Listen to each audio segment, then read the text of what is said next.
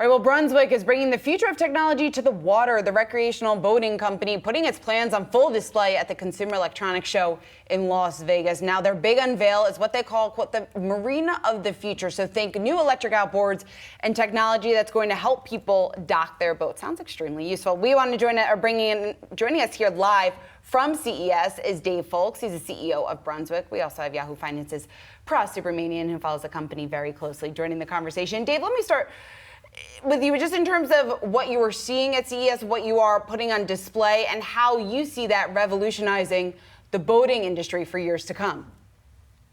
Yeah, thank you for having me. We have a whole portfolio of technology on display here from our ACES strategy. That's autonomous, connected, electrified, and shared. So we're showing our latest automated docking technology on a boat right behind me. We're also showing our full portfolio of electrified outboard products, which has just been augmented by 2 additional models.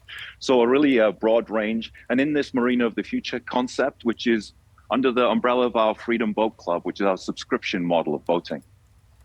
Hey Dave, so I know that you guys have revealed 2 new electric outboard motors. I saw a couple of these motors at your test lake in Oshkosh, Wisconsin. What are the new motors like? What are they supposed to be doing exactly? Are they for longer range type of activities?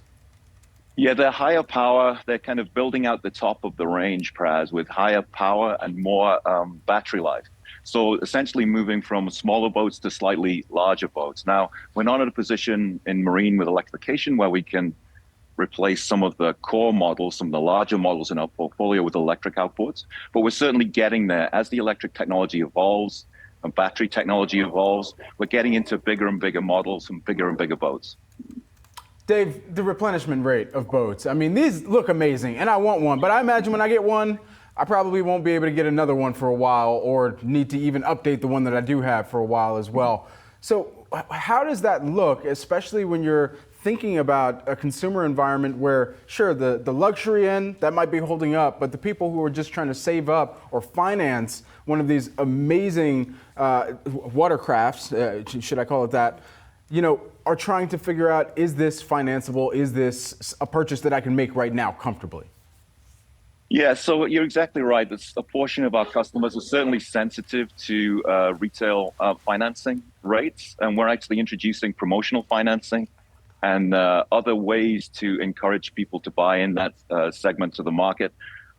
Some of the larger boats are more cash buyers, so they're somewhat less sensitive. But if you look more broadly, we certainly introduced incentives through the back half of last year, including discounting and promotional activities. We're expanding those as we need to. But last year, the retail market in the US was down about 5% versus previous year. So not really down a lot. And we're expecting next year to be essentially flat to this year, given that the consumer environment is essentially somewhat unchanged, at least in the first half, with the potential, hopefully, for some rate reductions in the second half.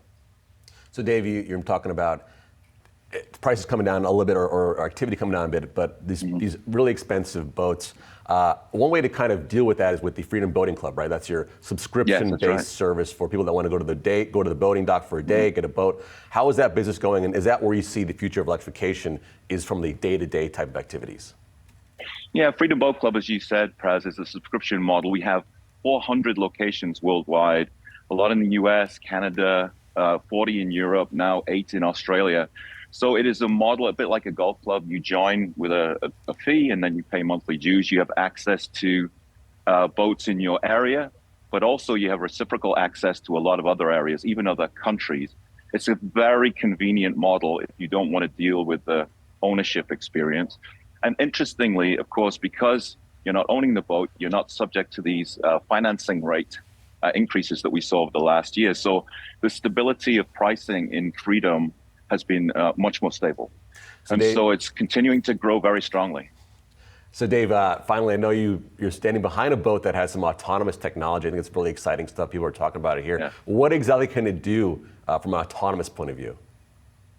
This boat behind me is a Boston Whaler 405 Conquest, so one of our larger boats. And we've introduced some stereo cameras on it and a big compute module that allows it to automatically dock itself. Now, if you've ever done docking of a larger boat, it can be one of the more stressful or challenging maneuvers that you have to do.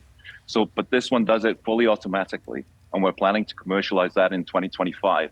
We actually have a simulator here as well that allows people at the show to experience just what it would be like to operate that boat and to dock it automatically. All right, can you catch the fish for me, Dave? I can. All right, done deal. I'm sold. Sign me up. I'll get a deposit your way shortly after this. I hope you take Venmo. Dave Foulkes, who is the Brunswick Corporation CEO, and thank you to our own Pras Subramanian. Thanks so much for taking the time. Thank you very much indeed. Certainly.